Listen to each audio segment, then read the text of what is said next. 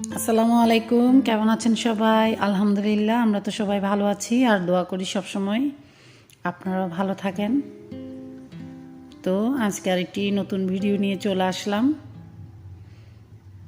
আর এখানে শুরুতেই দেখাচ্ছি আমাদের আকবর মসজিদের কবরস্থান, যেটা আমাদের কবরস্থান।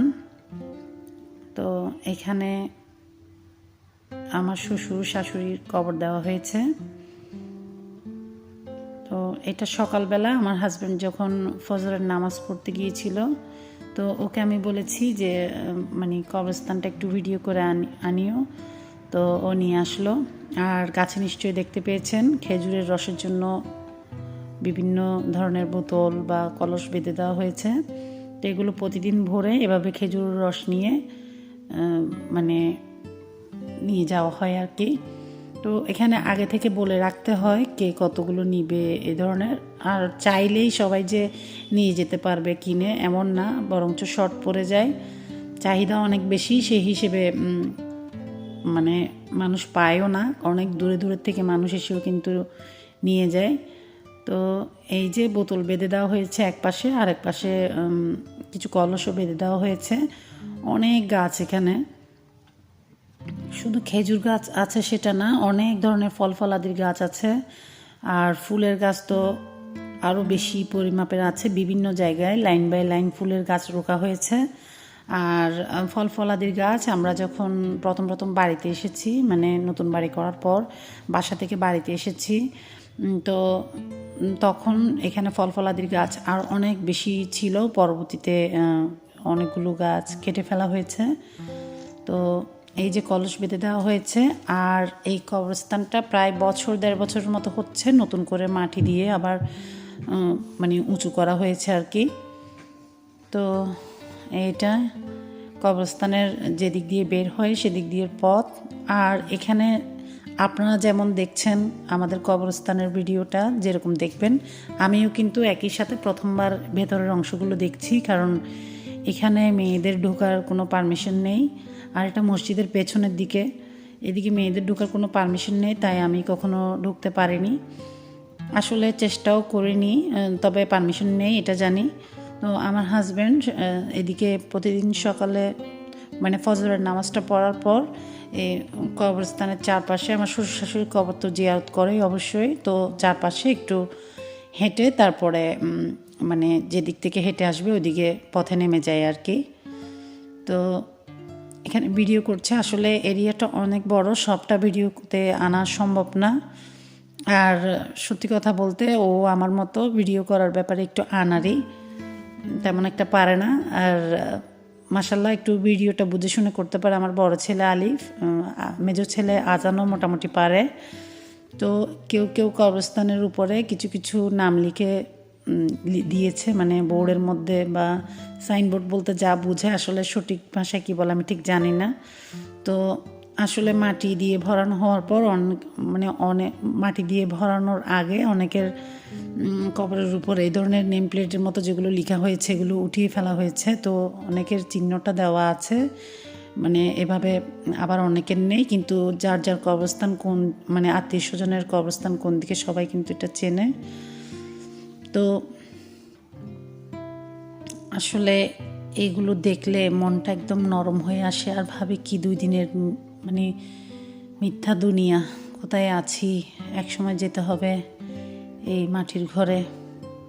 তো এদিক দিয়ে দেখানোর সময় আমি দেখিয়েছি কিন্তু একটা একটু চিকনের মধ্যে 4 তলা ঘরের মতো, এটা মেয়েদের ইবাদতখানা, ওখানে মেয়েরা নিচতলায় নামাজ পড়ে আর উপরের দিকে অফিস। তো এই যে এটা একটা চিকন গেট, এটা দিয়ে বের হয়। আর মসজিদের ভিতরে কিন্তু অসম্ভব সুন্দর, আমি কয়েকটা ভিডিওতে আগেও দেখেছি, বিভিন্ন কেউ ভিডিও করেছে এদের ভিডিওতে, আমি তো ঢুকতে পারিনি। তো এই যে দিক দিয়ে বের হবে। আর এবার হচ্ছে মসজিদের একটু সামনের অংশ ভিডিও করে এনেছে, এটা মসজিদের যেই বাইরের অংশটা। এখানে ঈদের সময় বা শুক্রবারে অনেক বেশি মানুষ হলে তখন এখানে বাইরেও নামাজ পড়ে।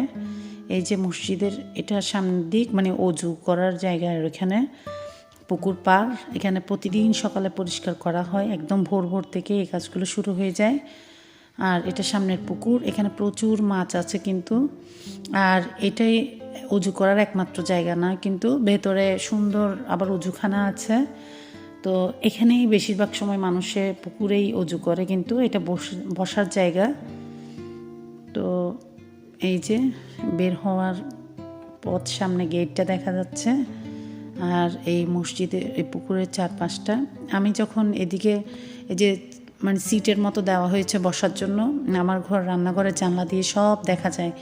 তো আফসোস করি, আমি যদি এখানে বসে থাকতে পারতাম। আসলে ছেলেদের অনেক কিছুতে অনেক বেশি স্বাধীনতা আছে, যেগুলো মেয়েদের নেই। আমার কেন জানি এটাই মনে হয়। যেমন দেখেছি যে মা বাবার কবর পাড়ে গিয়ে ছেলেরা শুক্রবারে কত সুন্দর কবর জিয়ারত করতে পারে, দাদা দাদির কবর পাড়ে গিয়ে, আমরা পারি না। তো যা হোক, এটা হচ্ছে সকালবেলা আমি যখন রান্নাঘরে এসেছি, এটা ভিডিওটা করে আমার হাজব্যান্ড আনার প্রায় ঘন্টাখানেক পর আমি রান্নাঘরে এসেছি। তখনও কিন্তু কিভাবে একই রকম কুয়াশা ঢাকা, আর ইদানিং খুবই ঠান্ডা পড়ছে, একদম শৈত্যপ্রবাহের মতো পুরো দিন কুয়াশা হয়ে থাকে। দিনের 2টা বাজেও মনে হয় যেন ভোর 6টা কি 7টা। তো রান্নাঘরের জানলা দিয়ে মসজিদটা কতটা কাছ থেকে দেখা যাচ্ছে আমি দেখাচ্ছি। আমি কিন্তু এখন একটা পিঠা বানাবো, তো জানলাটা সবসময় বন্ধ রাখি, খুব ঠান্ডা আসে যেহেতু পিছনে খোলা বিল।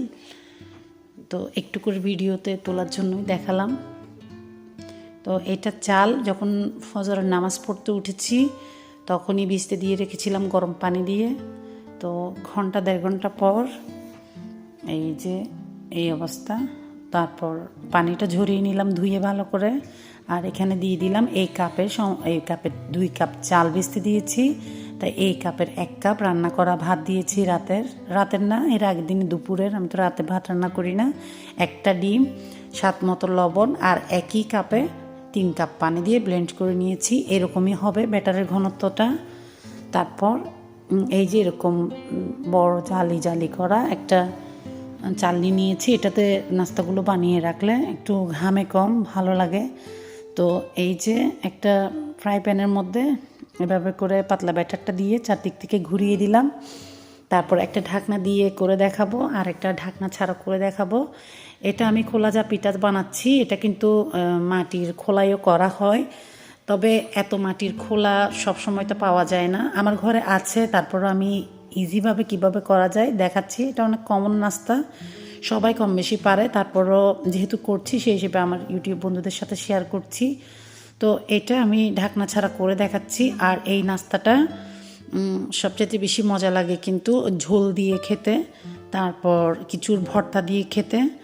আর হচ্ছে কি বলে এই রাব, আমরা খেজুরের রসকে জাল দিয়ে ঘন করলে লাল সিরাপের মতো একটা হয়, সেটাকে চট্টগ্রামের ভাষায় রাব বলি। জানি না কোন জেলায় কি বলে এটাকে, আর এটার সঠিক নামটাও আমি জানি না। আমরা চট্টগ্রামের মানুষরা কিন্তু রাব বলি। সেই রাব দিয়েও খেতে দারুণ মজা, যারা মিষ্টি জিনিস মানে মিষ্টি খাবার পছন্দ করে এদের জন্য। তো রাব দিয়ে আবার চিতই পিঠা খাওয়া যায়। তারপর আবার বিনি চালের ভাতও খায় অনেকে রাব দিয়ে। আসলে এক এক জেলায় খাবার নাস্তা এক এক রকমের করে, রান্নাও এক এক রকমের করে। তা আমরা তো এভাবেই করি। তো এই পিঠাটা ঢাকনা দিয়ে করলে একটু নরম তুলতুলে হয়, একটু সময় লাগে, কারণ ঢাকনা ঘেমে পানিটা পড়ে। আর ঢাকনা ছাড়া করলে এটা এমনই হয়। আর অনেকে কিন্তু এই পিঠাটা ক্রিস্পি খেতে চায়। তো ক্রিস্পি খেতে চাইলে আমি যে রান্না করা ভাতটা দিয়েছি সেটা দিবেন না, আর ডিমটাও দিবেন না, তাহলে কিন্তু এটা ক্রিস্পি হবে ঢাকনা দেওয়া ছাড়া করলে। তো আমি যেভাবে করেছি এভাবে কিন্তু এটা ঠান্ডা হওয়ার পর একদম চালের রুটি যেরকম নরম হয় এর চাইতেও বেশি নরম হবে, একদম তুলতুলা হাতের মুঠোয় চলে আসবে, এমনই হবে। তো এই যে আমি 3টা নাস্তা নিয়ে নিলাম, কারণ আমার আয়াত বাবা পাশে বসে মানে পাহারা দিয়ে আছে, আম্মু নাস্তা দাও। ওকে কিন্তু ঘরের নাস্তা বা ভাত সব কিছুই সবার প্রথমে দিতে হয়। ও হচ্ছে ঘরের ক্যাপ্টেন, ওকে সবার আগেই দিতে হবে। তো বসে আছে ও, আর এটা বলে দিচ্ছে যখন আমি ভিডিও করছি, দেখছে আম্মু আমাকে ভিডিওতে একটু দেখাও। বাস এই যে এখন ওর ফেসটা নিয়ে আসলো। তো যারা আমার ভিডিওটা দেখছেন স্কিপ না করে, আপনাদের একটা ছোট্ট অনুরোধ করে নিয়ে ফাঁকে আমার ভিডিওর একটু যদি ভালো লেগে থাকে ছোট একটা লাইক দিয়ে দিবেন। আপনাদের ছোট একটা লাইক আমার এই ভিডিওগুলোকে অনেক ভাইয়া বন্ধুদের মাঝে ছড়িয়ে দিবে। তো একটা ছোট লাইক দিয়ে আমার ভিডিওটা দেখতে থাকেন। আর এই যে এগুলো হচ্ছে নাস্তা খাওয়ার পর আমার হাজব্যান্ড মানে এর আগের দিন রাতে এই আংটাগুলো এনেছে। আগেও 3টা আনিয়েছি, মানে 3 পাতা, কিন্তু লাগিয়ে দেখলাম খুবই ভালো লাগছে। আরও অনেক আগে বাসায় থাকতে আমি এ ধরনের আংটা কিনেছিলাম, কিন্তু ভালো পড়েনি। কিছুদিন ইউজ করার পর খুলে খুলে যেত। এগুলো কিন্তু খুবই ভালো পড়েছে, একদম একটু নড়চড় করে না, একদম অনেক ভারী জিনিসও রাখা যায়, কোনো সমস্যা হয় না। তা একটা ভালো জিনিস দেখলে কিন্তু আপনাদেরও দেখাতে ইচ্ছে করে। তো জিনিসগুলো ব্যবহার করে খুব আরাম পেয়েছি, তাই আপনাদের সাথে একটু শেয়ার করে নিলাম। এই যে আয়াত চলে আসলো আমার নাতিদেরকে নাস্তা খাওয়াতে। খুব দায়িত্ববান পিতা, মানে একদম নিজে খেতেই বাচ্চাদের কথা চিন্তা করে এমনই। তো আমার নাতিদেরকে নাস্তা দিয়ে দিচ্ছে। এরা ঠান্ডায় কিন্তু একদম জুবুতুবু হয়ে আছে। তো ও রুটিগুলো দিয়ে দিচ্ছে, এগুলো আগের দিন রাতের রুটি ছিল। রাতের বেলা শোয়ার সময় বলে, আম্মু মানে আমার বাবুদের জন্য রুটি রেখেছ, সকালে দিব। আমি হ্যাঁ রেখেছি। তো যে ঘরের গেটটা দেখলেন এখন ভিডিওতে, সেটা আমার ঘরের ঠিক সামনাসামনি ঘরের গেট। সেই ঘরের গেটের ভিতরে কিন্তু অনেক ধরনের ফল ফলাদির গাছ রুকেছে, মাশাল্লাহ, ধরেও খুব ভালো। তো যত্নও করতে হয় কিন্তু। তো এদের গাছেরই আমলকি তো আমার জন্য পাঠিয়েছে। আমলকিগুলো কিন্তু একদম খুবই স্বাদ ছিল, দেখতে একটু লালচে ভাব, তারপরও এটা হয়তো বা এমনই কালার। এমনি তো আমলকি একটু হালকা সবুজ টাইপের হয়, এটার কালারটা একটু এরকম, কিন্তু এটা আমলকি যে একটা তেতো ভাব থাকে সেটা একটু অনেক দারুণ মজা।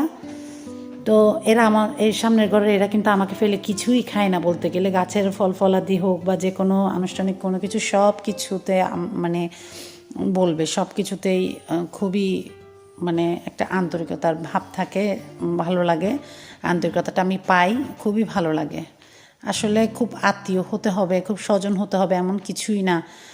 কিছু মানুষের এতটা আন্তরিকতা দেখি, দূরের মানুষ মানে আত্মীয় স্বজন না হলেও অনেক বেশি আন্তরিকতাটা পায়। তো যা হোক, আমি একটা মাছ দেখিয়েছি ভিডিওতে, সেটা হচ্ছে আমি চৌধুরীহাট বাজারে চলে গিয়েছিলাম বাসিঘরের কাজকর্ম সেরে অফ ক্যামেরায়। তো সেখানে যাওয়ার পরে মাছ বাজারে দেখলাম এই মাছটা আয়াত আগে ভিডিওতে দেখেছে। ও বলেছে এই মাছটা ঘুড়ি মাছ, এটা দেখতে ঘুড়ির মতো আর লেজও আছে, তাই ও বলেছে মানে ঘুড়ি মাছ। তো ওর বাবাকে বললাম মোবাইলটা নিয়ে যাও, একটু ভিডিও করে নাও, কারণ মানে আমার দেখতে একটু ভয় ভয় লাগছিল, আমি দূরে দাঁড়িয়েছিলাম। ও ভিডিও করে এনেছে। ভিডিওটা আরেকটু লম্বা ছিল, আমি এতটুকু রাখিনি। তো চলে আসলাম চৌধুরীহাট থেকে, বাজারেও গিয়েছিলাম, পাশাপাশি একটু মানে শাকসবজির কিছু বিচি কিনলাম, আর একটু সার আমি দেখাবো, সেগুলো পরবর্তীতে ভিডিওর লাস্টের দিকে দেখাবো। আর সাদা মাছির জ্বালায় আমি অতিষ্ঠ, আগেও বলেছি। তো দেখি ওদের জন্য একটু এনেছি, কিছু দেখাবো আপনাদেরকে। তো ততক্ষণ পর্যন্ত আমার ভিডিওর সাথে থাকেন। তো আমি যাওয়ার পথে মাছ কেনার কোনো প্ল্যান ছিল না, চোখে পড়ে গেল, তাই ভাবলাম 2টা নাইলটিকা মাছ নিয়ে নিয়ে, একদম জীবিত লাফাচ্ছিল। আর একটু চিংড়ি নিয়েছি অল্প, এগুলো দিয়ে কিছু সবজি রান্না করতে ভালোই লাগবে। তো অন্য রকমের মাছও মানে খুঁজেছি কিন্তু পাইনি। মূলত গিয়েছিলাম নার্সারিতে, আর অন্য একটাও কাজ ছিল ছোটোখাটো, সেটাও সেরে আসলাম। তো এই যে চিংড়ি মাছগুলো কুটে নিচ্ছি আর নাইলটিকাটা কেটে নিলাম। তারপর দুপুরের রান্নাবান্না, মাছের বাজার করে আনার পর একটু পাস্তা রান্না করেছি, বাচ্চাদেরকে নাস্তাটা দিয়েছি 11:30টার দিকে। আর এটা হচ্ছে কাতল মাছ, আর দুপুরের জন্য করেছিলাম আর কি। তো ওইটা ছিল বেগুন রান্না করেছি শুটকি দিয়ে, আর এগুলো চিংড়ি মাছ। এখানে যে মোটামুটি একটু পা থাকে, পাগুলো আমার আলিফ পছন্দ করে, তো ওর জন্য রেখে দিয়েছি। জানি না আপনারা কেউ খান কি না, কিন্তু আমার বাচ্চাটা পছন্দ করে। আর এগুলো সেই পাস্তা, কিছু খেয়েছে কিছু রয়ে গিয়েছে। তো দুপুরে খাওয়া দাওয়ার পর একটু বিছনায় গড়িয়ে নিলাম, একটু রেস্ট তো লাগেই। তো এটা হচ্ছে বিকালে আসরের নামাজের পর আমি বিচিগুলো দেখাচ্ছি। এই যেটা সাদা মাছির ওষুধ, দোকানদার বলল এটা দিলে কাজ হবে, স্প্রে করতে হবে। তো এই ওষুধটা ব্যবহার করে দেখি, নামটা দেখিয়ে দিলাম, যদি ভালো লাগে তো হয়তো বা আপনাদের কারো কাজে আসতে পারে। তো এটা বরবটি বিচি, আর এটা হচ্ছে তিতা করলা বিচি। আমি তো দেখিয়ে দিলাম আমাদের কবরস্থান। তো আজকে বিকালে কেন জানি মনে হলো, মানে বারবার শ্বশুর শাশুড়ি মা বাবার কথা মনে পড়ছে, তারা কেউই তো বেঁচে নেই। তো ভিডিওটা তো করে এনেছে, আনার পর আমি দেখলাম কবরস্থানটা। আগেই তো বলেছি যে কবরস্থানটা আমি দেখিনি কখনো ভেতরে। তো আজকে বিকালবেলা ভাবলাম আমার শাশুড়ি মায়ের পছন্দের একটা নাস্তা বানাই, যদিও বা উনি বেঁচে নেই, ওনাকে তার খাওয়াতে পারবো না, তবে উনি বেঁচে থাকতে খাইয়েছি, কিন্তু উনি খুব পছন্দ করতো এই নাস্তাটা। তো খাইয়েছি, সেটা একটা সন্তুষ্টি আছে মনে, যে বেশ কয়েকবার বানিয়ে বানিয়ে খাইয়েছি নাস্তাটা। তো নাস্তাটা বানাবো, আপনাদের সাথে শেয়ার করব। এগুলো প্রথমে যেগুলো হাতে নিয়েছি সেগুলো হচ্ছে মিষ্টি কুমড়ার বিচি, তারপরে আবার লাউ বিচিও দেখালাম। অল্প অল্প করে বিচি নিয়েছি, যেহেতু ছাদে রুখবো, তো মাটি তো অত বেশি নেই, তাই অল্প অল্প করে রুখে দেখবো। কিছু গাছ হবে জানি, কিছু গাছ হবে না। তো বাড়িতে আসার পর অনেক ধরনের শাকসবজি রুখতাম, কিন্তু ছাদে খেয়েছিও অনেক, হয়েছেও অনেক, মাশাল্লাহ। কিন্তু এখন পরিচর্যা না করলে কিন্তু কোনো কিছুই ভালো ফল দেয় না, সেটা সব কিছুর বেলায় যত্ন নিতে হয়। আর এখন পারি না আমি আগের মতো সময়টা দিতে, সময় যে কোন দিক দিয়ে চলে যায় নিজেও টের পাই না। তো এই যে বিচিগুলো আমি দেখিয়ে দিচ্ছি, ঝিঙ্গা বলে, ঝিঙ্গা, তারপর ধুন্দুলের বিচি, তারপর চিচিঙ্গার বিচি, মিষ্টি কুমড়া, বাংলা মানে লাউ, তারপর এগুলো লাল লাল গুলগুল, এগুলো হচ্ছে ভেন্ডি বিচি, তারপর শশা বিচি, এগুলোই কিনলাম অল্প অল্প করে। এগুলো বড় বড় ফ্রুটসের ঝুড়িতে রুখবো আমি। তো বিচি রুকার পর কী অবস্থা হলো এটা পরবর্তীতে ভিডিওতে দেখাবো। এখানে হচ্ছে কপি শাক আর লাল শাকের বিচি, আর পাট শাক চেয়েছিলাম, কিন্তু দোকানদার বললো এখন পাট শাকের সিজন না, পাট শাক কিন্তু খুব হয়।